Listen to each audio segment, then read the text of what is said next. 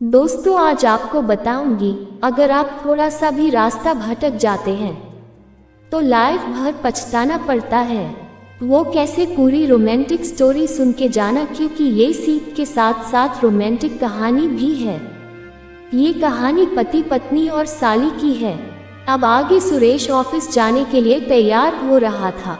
वो आईने के सामने खड़ा होकर अपने बालों को काट रहा था। उसकी पत्नी रिचा किचन में गर्मा गर्म पराठे बना रही थी। तभी रिचा के फोन पर किसी की कॉल आती है।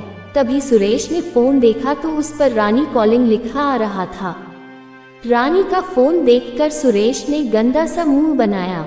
तभी रिचा की आवाज किचन से आती है, मेरा फोन बज रहा है। अरे देखो तो किसका है। तभी सुरेश बोलता है, रानी का है। रिचा, तो उठाओ ना, देखो तो क्या बोल रही है। लेकिन सुरेश ने रानी का कॉल पिक नहीं किया। इस बीच कॉल डिस्कनेक्ट हो गया। तभी एक बार फिर से रानी का कॉल आने लगा। सुरेश ने मोबाइल उठाया और उसे लेकर रिचा को दे दिया और बोला, लो तुम ही बात कर लो ना। रिचा, तुम भी हद करते हो सुरेश जी। रानी तुम्हारी साली है, तुम उससे ऐसे बिदकते हो जैसे कि वो तुम्हें खा जाएगी। ये कहकर रिचा ने फोन उठाया। जैसे ही रिचा ने कॉल उठाई तभी रानी बोली, ओए कहा थी तू, इतनी देर में फोन क्यों उठाया? सुबह सुबह ही जीजा जी से रोमांस कर रही थी क्या? तभी रिचा बोली, अरे यार, शादी के बाद सुबह सुबह रोमांस पति के साथ नहीं, किचन में पराठों के साथ होता है। पराठे बना रही हूँ तुम्हारे जीजा जी के लिए, ऑफिस का समय हो रहा है ना। तभी रानी बोलती है, सही है, सुन, मैं 3 महीने के लिए मथुरा आ रही हूँ, ऑफिस की ट्रेनिंग है। तभी रिचा खुश हो जाती है और बोलती है, सुबह सुबह तो तूने मस्त खुशखबरी दी है। आजा, बहुत दिन हो गए तुमसे मिले हुए, यहाँ मिलकर तीनों खूब एंजॉय करेंगे। रानी रिचा की मौसेरी बहन थी। दोनों बहनें एक दूसरे को बहुत प्यार करती थी। रिचा ने रानी के आने की बात खुशी खुशी जब सुरेश को बताई तो उसका मुंह उतर गया। और सुरेश पूछता, कब आ रही है वो परसों आ रही, उसकी फ्लाइट परसों की है। तभी सुरेश बोलता है, परसों इतनी जल्दी? वैसे कितने दिनों का प्लान है यहाँ रहने का? ये बात ऐसे कही जिसे सुनकर रिचा ने उससे कहा, क्या बात है, रानी के आने की बात पर इतना बैड रिएक्शन कैसे? जीजा तो साली के आने पर खुश होते हैं, और एक तुम हो जिसके चेहरे का रंग उतर गया है। तभी सुरेश बोलता है, नहीं नहीं, ऐसा तो नहीं है, मेरा रंग क्यों उतरेगा, मैं तो खुश हूँ। लेकिन रानी के आने की बात सुनकर सुरेश नर्वस हो गया था। जब वो कार ड्राइव करके अपने ऑफिस जा रहा था तो उसे रानी के साथ अपनी मुलाकात याद आ रही थी। बात 3 साल पहले की है। ये बात तब की है जब रिचा और सुरेश की शादी का दिन था, और सुरेश दूल्हे की ड्रेस में बहुत ही हैंडसम लग रहा था। वो स्टेज पर खड़ा था, वरमाला की तैयारी हो रही थी। तभी रानी बोलती है, वाह जीजा जी, आप तो बहुत ही हॉट लग रहे हो, जी कर रहा है कि आपको गले लगा लूं। रानी की बात सुनकर सुरेश उसे घूरने लगा तो रानी ने हंसते हुए कहा, क्या बात है, ऐसे क्यों घूर रहे हो, कुछ करने का इरादा है क्या? सुरेश तब भी रानी को घूर रहा था। तभी रानी जोर से खिलखिलाते हुए बोली, अरे जीजा जी, आप इतनी टेंशन क्यों ले रहे हैं? मैं कोई गैर नहीं, आपकी आधी घरवाली, आई मीन साली हूँ।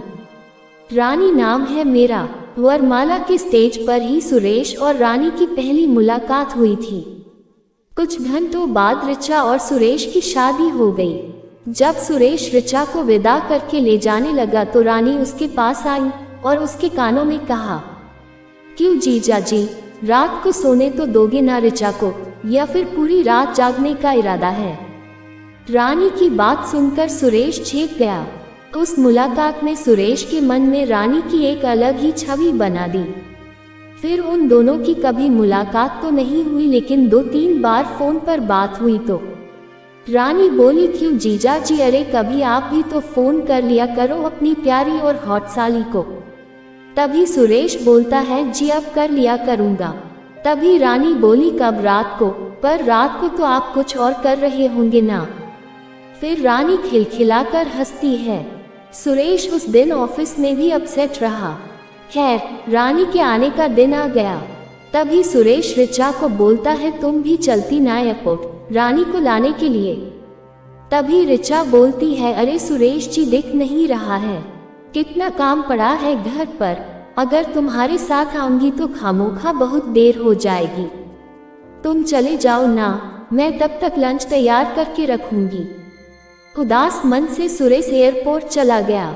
जब वो एयरपोर्ट पहुंचा तो रानी की फ्लाइट लैंड कर चुकी थी।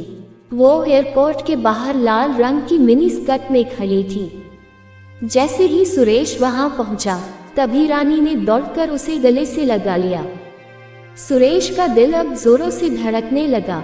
तभी रानी बोली क्या जीजा जी, बहुत तड़पाते हो, आप कहाँ रह गए थे आप? 20 मिनट से आपकी खूबसूरत और हॉट साली आपका वेट कर रही है और आप हैं कि अब आ रहे हैं। तभी सुरेश बोलता है अरे नहीं, वो ट्रैफिक में फंस गया था। तभी रानी बोलती है अरे कभी हमारी निगाहों के घेरे में भी फंसी ना, निकलने का मन ही नहीं करेगा सुरेश जी। ये कहकर रानी फिर से खिलखिलाकर हंस पड़ी और एक बार फिर से सुरेश के गले लग गई। सुरेश चुपचाप खड़ा रानी को देखता रहा। तभी रानी बोली क्यों जीजाजी, इसी तरह चिपके रहना है या घर भी चलना है? सुरेश की आंखें शर्म से झुक गई। कुछ देर बाद रानी और सुरेश कार में बैठे घर की ओर जा रहे थे। थोड़ी देर बाद वो घर पहुंचे। रानी घर पहुंचते ही ऋचा से बोलती है वो माय डार्लिंग कितनी खिल गई है तू, लगता है जीजाजी खूब प्यार करते हैं तुम्हें। ये सुन के ऋचा बोलती है तू भी कर ले शादी, तुझे भी तेरा पति खूब प्यार करेगा। ये सुन के रानी बोलती है क्या ऋचा, प्यार करने के लिए शादी की क्या जरूरत है, जीजा जी है ना। ये कहकर रानी ने सुरेश की ओर देखकर आंख मार दी। जैसे ही रानी ने आंख मारी तभी सुरेश इधर उधर देखने लगा। अब रानी को आए हुए 2 सप्ताह हो गए थे और इन 2 सप्ताह में उसने कई बार सुरेश को छेड़ा और कई बार तो उसके साथ ऐसी हरकत की कि उसका मन हुआ वो ऋचा को बता दे। 2 दिन पहले की बात है। ऋचा घर पर नहीं थी। रानी बाथरूम में नहा रही थी। तभी उसने जोर जोर से चिल्लाना शुरू किया, जीजा जी, जीजा जी, अरे जल्दी आइए, मुझे बचाइए। सुरेश उस समय एक बहुत ही जरूरी फाइल पर काम कर रहा था, लेकिन उसने जैसे ही रानी के चिल्लाने की आवाज सुनी तभी सुरेश बोला क्या हुआ रानी, ये कहते हुए वो भागा भागा बाथरूम की ओर गया। रानी अब भी चिल्ला रही थी, जीजा जी, जीजा जी, बचाइए बचाइए। रानी ने बाथरूम का दरवाजा खोला। उसके कपड़े पूरी तरह गीले थे। वो एक बार फिर से सुरेश के गले लग गई। तभी सुरेश बोला क्या हुआ, तुम चिल्ला क्यों रही हो? जीजा जी, जीजा जी, अभी यहाँ पर एक छिपकली थी, वो मुझे घूर रही थी। ये सुन के सुरेश बोला छिपकली, यहाँ छिपकली कैसे आ गई? रानी बोलती है वो मुझे पता नहीं, शायद मुझे नहाते देखने का उसका मन हो। ये कहकर वो एक बार फिर से हंस पड़ी। इस बार सुरेश को उसकी इस हरकत पर बहुत गुस्सा आया। तभी सुरेश बोला देखो रानी, ये सब मुझे अच्छा नहीं लगता, प्लीज ये सब मत किया करो। अगर ऋचा को पता लग गया तो वो मेरे बारे में क्या सोचेगी? तभी रानी कहती है ऋचा को बोलेगा कौन? रानी ने ये कहकर एक बार फिर अपनी एक आंख मारी। सुरेश वहां से चला गया, लेकिन रानी की इन सब हरकतों के कारण सुरेश बहुत डरा और टेंशन में रहने लगा। एक दिन जब ऋचा ने उससे इसका कारण पूछा तो सुरेश बोलता है मुझे ऋचा रानी की ये सब हरकत अच्छी नहीं लगती, वो कुछ अजीब सा मजाक किया करती हैं, मैं उनमें कंफर्टेबल फील नहीं करता। तभी ऋचा बोली अरे सुरेश जी तुम भी ना, क्या बात करते हो, वो आपकी साली है, वो तुमसे मजाक नहीं करेगी तो फिर कौन करेगा?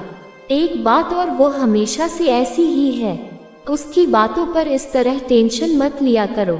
और बात फिर आई गई हो गई। सुरेश भी ऋचा की बातों को सुनकर चुप्पी लगा गया। लेकिन उस रात की घटना ने सुरेश की चुप्पी तोड़ दी। असल में कुछ दिनों से ऋचा की तबीयत ठीक नहीं चल रही थी। उस रात ऋचा को दवा देकर सुरेश गैलरी में टहल रहा था क्योंकि उसे नींद नहीं आ रही थी। तभी रानी वहां आ गई और बोली, क्या हुआ जीजा जी, नींद नहीं आ रही है क्या? हाँ रानी, आज थोड़ा सिर में दर्द है। तभी रानी बोलती है, अरे तो मुझे बोला क्यों नहीं, रुकिए मैं अभी आपको बाम लगा देती हूँ। तभी सुरेश बोला, अरे नहीं नहीं, मुझे इसकी कोई ज़रूरत नहीं है। लेकिन रानी कहाँ मानने वाली थी। वो बाम की शीशी ले आई और सुरेश को जबरदस्ती बैठाकर उसके सिर में बाम लगाने लगी। बाम लगाते लगाते वह सुरेश के करीब भी आ रही थी और वो जानबूझकर अपनी गर्म सांसें सुरेश के ऊपर छोड़ रही थी। सुरेश को अनकंफर्टेबल लग रहा था लेकिन वो वही हरकत किए जा रही थी तो सुरेश का गुस्सा फूट पड़ा। तभी सुरेश बोलता है, इनफ रानी, प्लीज ये मत करो। मैं तुम्हें कितनी बार कह चुका हूँ, ये सब मुझे पसंद नहीं है। देखो, किसी भी रिश्ते की एक सीमा होती है, उसे मत लांघो। माना कि जीजा और साली के बीच मजाक का रिश्ता होता है, लेकिन मजाक का ये मतलब नहीं है कि फीलिंग्स का ही मजाक बन जाए। मेरी वाइफ बीमार है, पिछले कई दिनों से मैं ठीक से सो नहीं पाया हूँ। हर वक्त सोचता रहता हूँ कि ऋचा जल्दी से ठीक हो जाए और तुम हो कि अपने काम में मस्त हो। सुरेश ने इतनी जोर से ये सब कहा कि ऋचा बाहर आ गई। ऋचा को देखकर सुरेश बोला, अरे ऋचा, तुम बाहर क्यों आ गई? और सुरेश से बोली, आई एम सॉरी, तुमने मुझे पहले भी बोला था लेकिन मैंने ही सीरियसली नहीं लिया। रानी, सुरेश सही कह रहे हैं, मजाक के रिश्ते की आड़ में कुछ भी करने की छूट नहीं दी जा सकती। आई एम सॉरी रानी, लेकिन तुम हमें अकेला छोड़ दो और खुशी से रहने दो।